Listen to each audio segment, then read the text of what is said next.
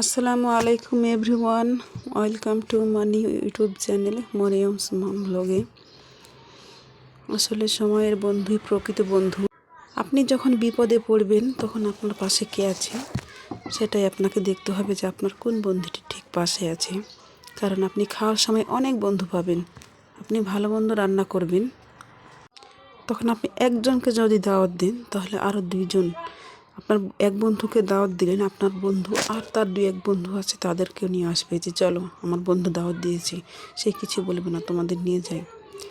কিন্তু আপনি যখন বিপদে পড়বেন তখনই আপনি সেই বন্ধুর পরিচয় পাবেন যে সে সময়ের বন্ধু নাকি অসময়ের বন্ধু। তো আমার অনেকটা বিপদে আমার সময় পার হয়েছে, আজকে আমি সেই কথা আপনাদের শেয়ার করব, কি করে আমি হিরো থেকে জিরো হলাম, আমার পাশে কেউ ছিল কি ছিল না, সেই বিষয়ে আমি আপনাদের সামনে আজকে ভিডিওটি নিয়ে এসেছি। তো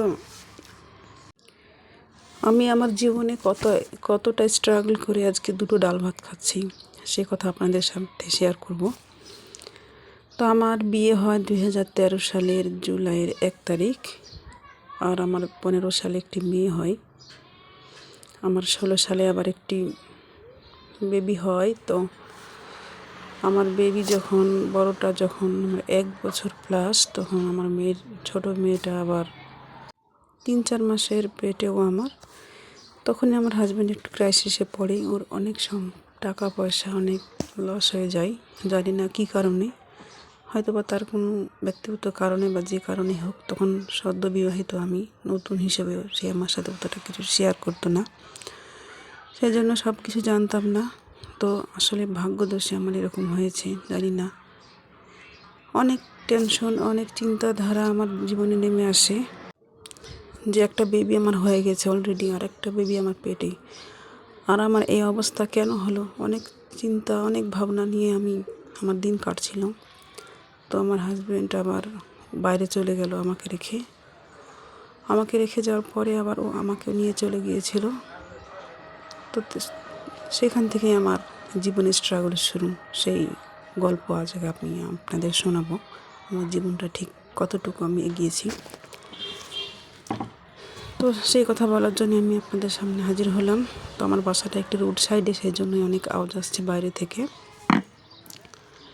আমি যখন ঢাকা চলে গেলাম তখন একটা অলরেডি কোলে, একটা আমার পেটে, সেই জন্য আর আমি কোনো কাজকাম করতে পারি নাই। আমার হাজব্যান্ড একটা গাড়ি চালানো শুরু করে প্রথমেই।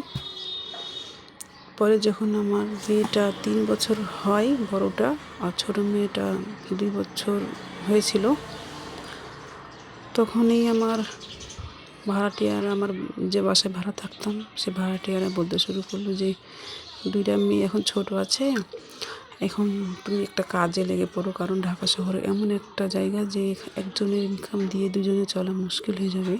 2টা বাচ্চা, 4 জন মানুষ, আবার ঘর ভাড়া, খাওয়া দাওয়া, অনেক তো অসুখ বিসুখ বিপদ আপদ ভবিষ্যৎ আছে, সেই জন্য অনেক বোঝাতে শুরু করেছিল আমাকে। তো আমার হাজব্যান্ড ও বুঝতে চায় না, ও বলছে যে না, আমি যা ইনকাম করবো আমার বউ বাচ্চা তাই খাবে, ডাল ভাত জুটলে ডাল ভাতই খাবে। কিন্তু আমাদের ওই বাসা ভাড়াটিয়ারা সবাই বললো যে না, ডাল ভাত খাবে ঠিক আছে, যদি কোনো বিপদ আপদ হয় তাহলে টাকা পয়সার দরকার, কারণ টাকা পয়সা ছাড়া দুনিয়া অচল, কারণ আপনার টাকা পয়সা না থাকলে আপনাকে কেউ দাম দিবে না। অনেক বোঝানোর পরে প্রায় 1 মাসের মতো আমার হাজব্যান্ডকে আমার ওই বাসার সব ভাড়াটিয়ারা বুঝিয়েছে, আমিও বুঝিয়েছি। লাস্ট সে রাজি হয়েছে। তখন আমি আমার বাচ্চাদের আমার বাবার বাড়িতে পাঠিয়ে দিয়েছিলাম। তারপরে একটা গার্মেন্টসে একটা চাকরি নিলাম। চাকরি নেওয়ার পরে কাজ করা শুরু করেছি, আর আমার ছোটো ছোটো 2টা বাচ্চা আমার বাবার বাড়িতে। এমন একটা বিপদ গেছে, আমি আমার শ্বশুরবাড়ির কাউকে পাশে পাইনি সেই দিন। কিন্তু যখন আমরা দুজনে ইনকাম করা শুরু করলাম, মাসে মাসে তাদের ঠিকই টাকা পাঠাতে হয়।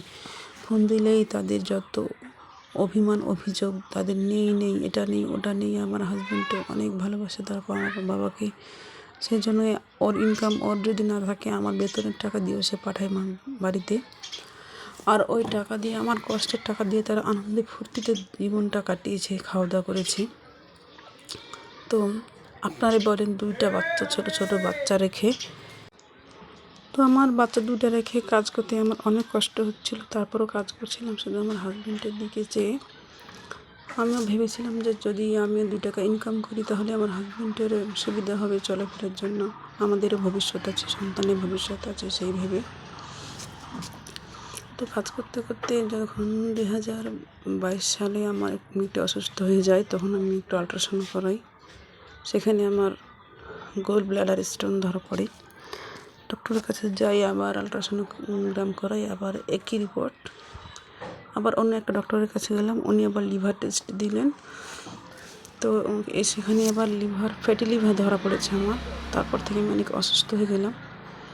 তো আমি আর দেখি কাজ করতে পারি না। তখন আমার হাজব্যান্ড বললো যে চলো, এখানে আজ কাজ করার দরকার নেই, তারপরে একটা অপারেশনের ব্যাপার আছে, আমার গোল ব্লাডার অপারেশন করতে হবে। তো ঢাকা শহরে আমার কেউ নেই, এই জন্য অনেক ভয় পেয়েছিলাম আমি যে আমি অপারেশন করলে অবশ্যই আমার লোকজন লাগবে। আর এমনিতে আমার বাবা মা কেউ আমাকে ঢাকা যেতে দিতে চাইছিল না, জোর করে গেছে। আর আমার আত্মীয় স্বজনও সেখানে কেউ নেই, সেই জন্য আরও অনেক ভয় পাচ্ছিল আমার বাবা মা। আর এদিকে আমিও ভয় পাচ্ছি, কারণ আমার একটা অসুখ হয়ে গেছে। তো আচ্ছা, আসলে বলতে আমার অনেক কষ্ট হচ্ছে, কারণ যে ক্রাইসিসটা আমি পার করেছি, এখন বলতে গেলে আমার চোখ দিয়ে পানি চলে আসে। আসলে মানুষের জীবনটা এমনই হয়, সেই জন্য আসলে সবার জীবন একরকম হয় না। তো আমি যখন বাসায় চলে আসলাম, বাসায় আসার পরে সবার সাথে থাকতে শুরু করলাম আমার বাড়িতে, শ্বশুরবাড়ি। তো যখন আমি অপারেশনে গেলাম, তখন আমার পাশে কেউ ছিল না, শুধু আমার ভাই, আমার হাজব্যান্ড ছিল। কারণ আমি দূরে গিয়েছিলাম অপারেশন করতে। আমি শুধু ওই কম্পিউটার অপারেশন বলে যে ল্যাপারোস্কোপিক, সেটা করেছি। কারণ ডক্টর বলেছে যেহেতু বাচ্চা সিজারে নয়, সেহেতু কাটাছিড়া করার কোনো প্রয়োজন নেই, ল্যাপারোস্কোপিক করতে হবে। তো ল্যাপারোস্কোপিকের জন্য আমি সেখানে গিয়েছিলাম। আমার ভাই আর আমার হাজব্যান্ডে গিয়েছিল সেখানে আমার সাথে, আর কেউ ছিল না। আমার মা যেতে চাইছিল, তো আমি বললাম যে থাক, আগে দেখি কী হয়, তারপর যদি যেতে হয় তখন যেও। তো গেলাম। তো যেদিনকে অপারেশন হয়েছে তারপরের দিনে ডক্টর আমাকে রিলিজ দিয়ে দিয়েছিল। তো যখন আমি আমার শ্বশুরবাড়িতে আসলাম, তখন আমার পাশে কেউ ছিল না সেদিন। তো আমি যে একটা অপারেশনের রোগী আসলাম বাড়িতে, আমার শ্বশুরবাড়ির লোক আমাকে কেউ দেখতেও আসেনি আমার ঘরে। অথচ তারা যদি অসুস্থ হয়, তাদের যদি সামান্য একটু মাথা ব্যথা হয়, তাদের মাথা পর্যন্ত আমাকে টিপে দিতে হয়, তাদের কাপড় ধুয়ে দিতে হয়, তাদের অনেক সেবা যত্ন করতে হয় আমাকে। কিন্তু আমি যে আসলাম, আমার যে কেউ নেই এখানে শ্বশুরবাড়িতে, আমি কার আশা করে এসেছিলাম বলেন তো? আসলে ভিডিওটি যদি ভালো লাগে অবশ্যই একটি লাইক দিয়ে কমেন্টে জানাবেন আমার অবস্থানটা, আর আমার মতো কে কী অবস্থায় আছেন সেটা অবশ্যই আমাকে জানাবেন, এবং আমার চ্যানেলটি সাবস্ক্রাইব করে দিবেন। তো আমি যখন আসলাম, আমার বাড়িতে সাহায্য করার মতো কেউ ছিল না। পরে আমার মা এসেছিলো, আমার মার সাথে আমার শাশুড়ি আমার মাকে এত গালাগাল বকাবকি করছে আমার মা কেন এসেছে এই জন্য। পরে আমার মা এখান থেকে চলে গিয়েছিল। যে আমার হাজব্যান্ডকে বলেছিল যে যদি সকালে কেউ না দেখে তো তুমি আমাদের বাসা নিয়ে যেও। দেখি সারা রাত সকাল 10টা বাজে আমার কেউ খবর নেয়নি। সেই জন্য 10টা বাজে আমি অপারেশনের পেশেন্ট, একটা আমার খাওয়া দাওয়ার ব্যাপার আছে, কেউ যখন আমার খবর নেয়নি, তখন আমার হাজব্যান্ড আমাকে আমার বাবার বাড়ি দিয়ে আসলো, যে কারণ আমার সেবার দরকার আছে। কারণ আমি নিচে থেকে উঠতেই বসতে পারি না, আমার 2জন লোক লাগে উঠা বসা করতে, সেই জন্য আসলে আমি একটু ইমোশন হয়ে গেছি। ধন্যবাদ সবাইকে।